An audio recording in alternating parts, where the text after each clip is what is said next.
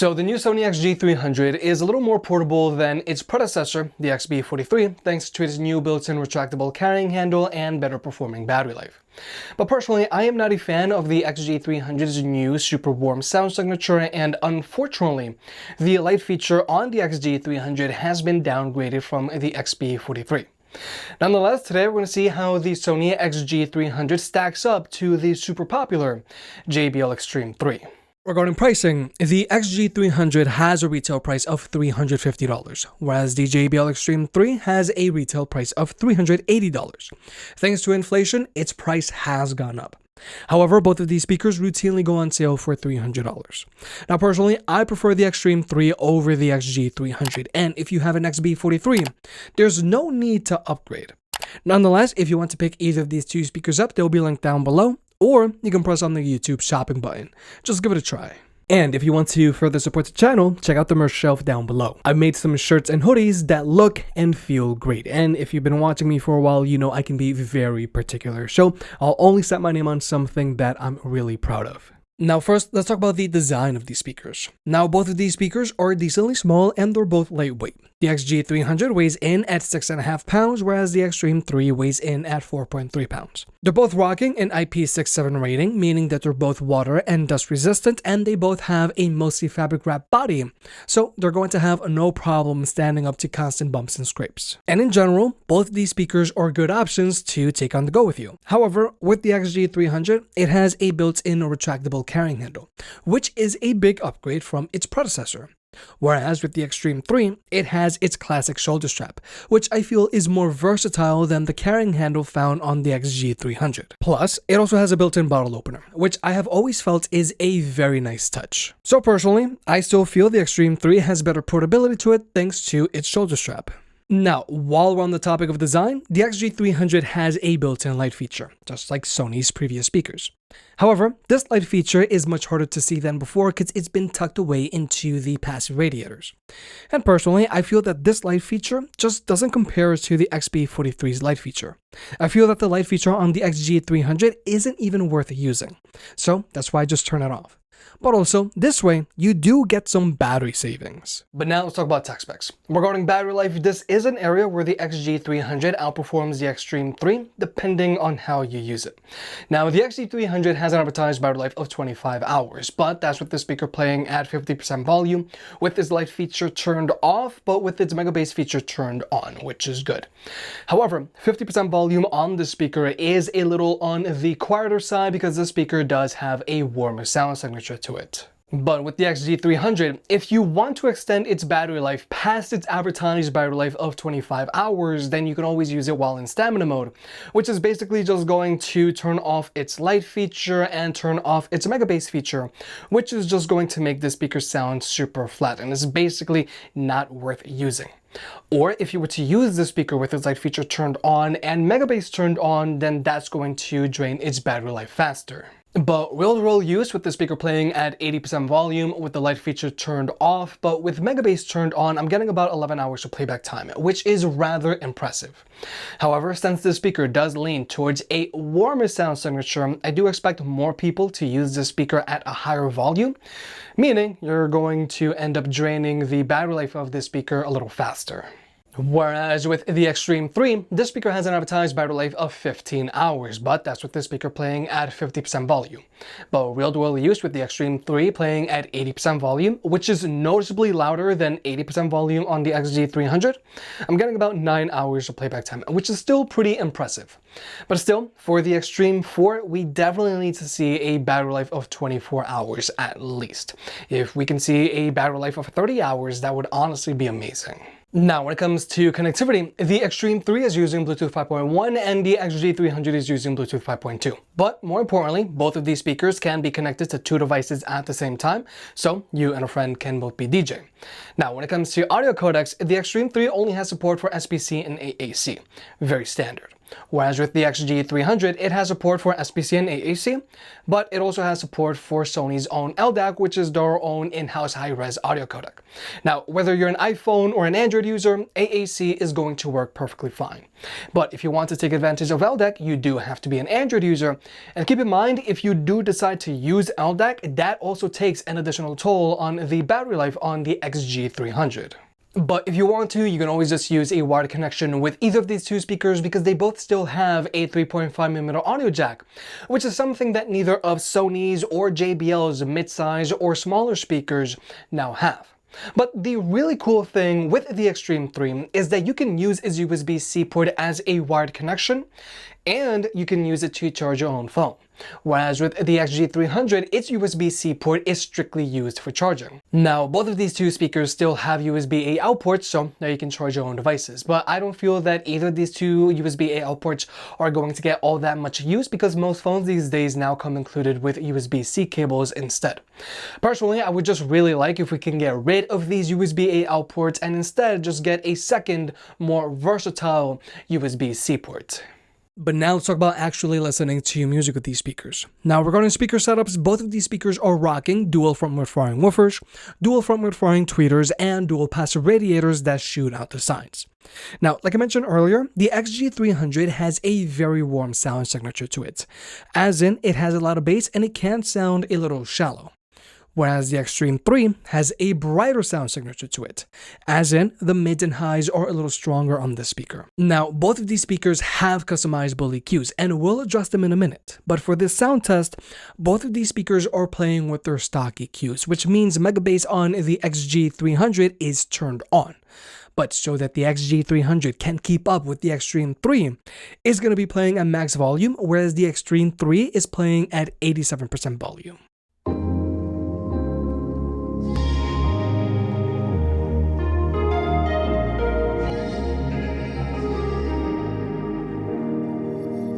Standing in the cold, cold rain, I don't even feel the pain. Anything to step away, I know we could both do better.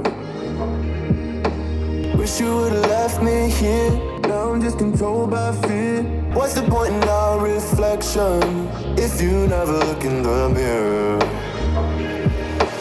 Counting the days until you're gone, waiting for us to carry on. Oh, I'm running, what am I running from? Time's going by, but where's the time going? I tried to give you everything, you took it all and took it for granted. If you're still falling out of love, maybe it's 'cause it's not enough.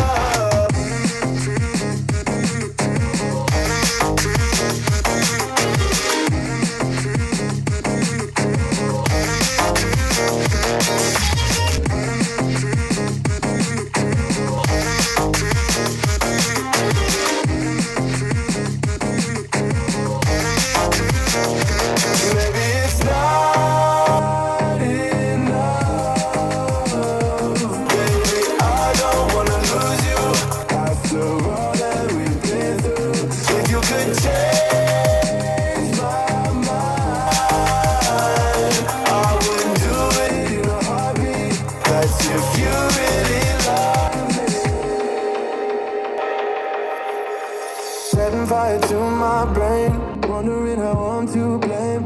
You're the one who doesn't dream, so why are you always sleeping? I remember when you said you're afraid of what's ahead. What happened to ride or die? I asked and you just start crying. How are you acting so surprised? Haven't you seen it in my eyes? Oh, I'm running, what am I running from? Time's going by, but where's the time going? I tried to give you everything, you took it all and took it for granted. If you're still falling out of love, maybe it's 'cause I'm not enough.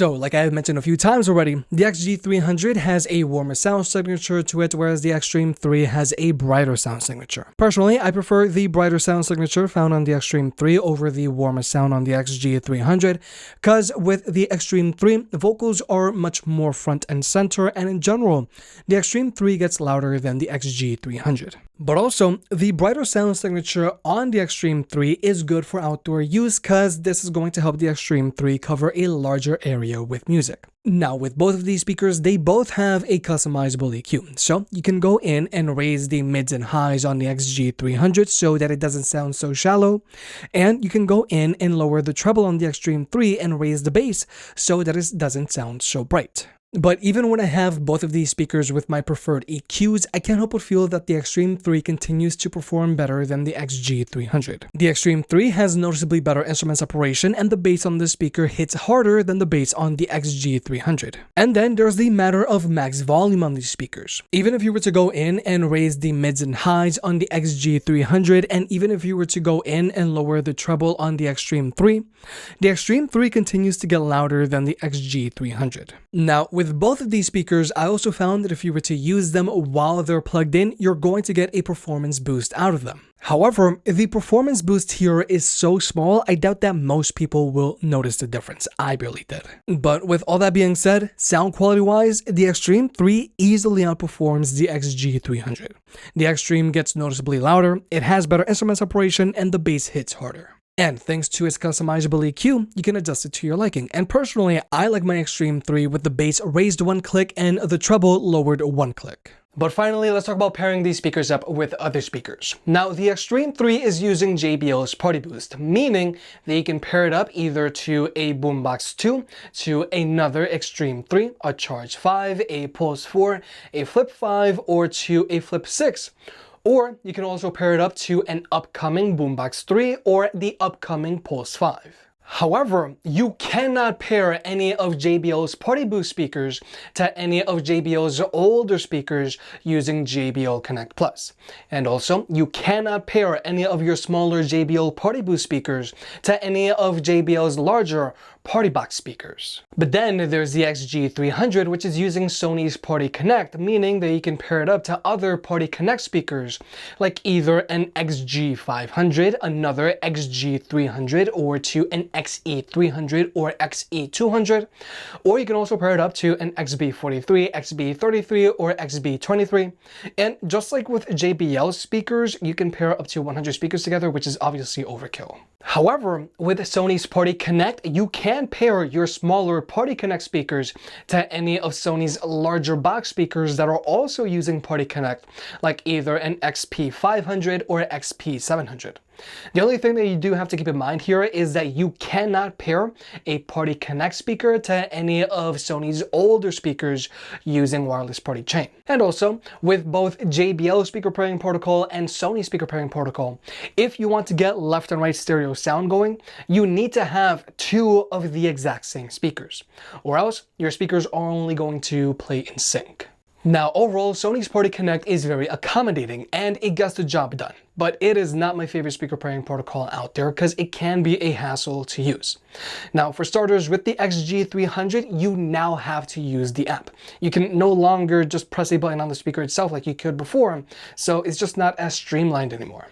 But also, it can take forever to sometimes get these groups started, and sometimes not all of your speakers will get paired up the first time. So you're probably going to have to go through this pairing process multiple times. And also sometimes echoes do form. Now, Party Connect does correct this echo after a while, but it's only a matter of time for this echo to come back. Honestly, sometimes I dread when I know that I have to pair my Sony speakers together when I have to get B-roll with them. Whereas with JBL's Party Boost, it just works. You can just press a button on each speaker, they get synced up, and then they just start playing. So definitely, if you plan on buying multiple speakers, and if you plan on constantly pairing them together, then I highly recommend JBL, because with Sony, sometimes you might want to pull your hair out. But finally, here's the microphone test. Now, the Xtreme 3 doesn't have a built-in microphone, but personally, I don't really think that matters.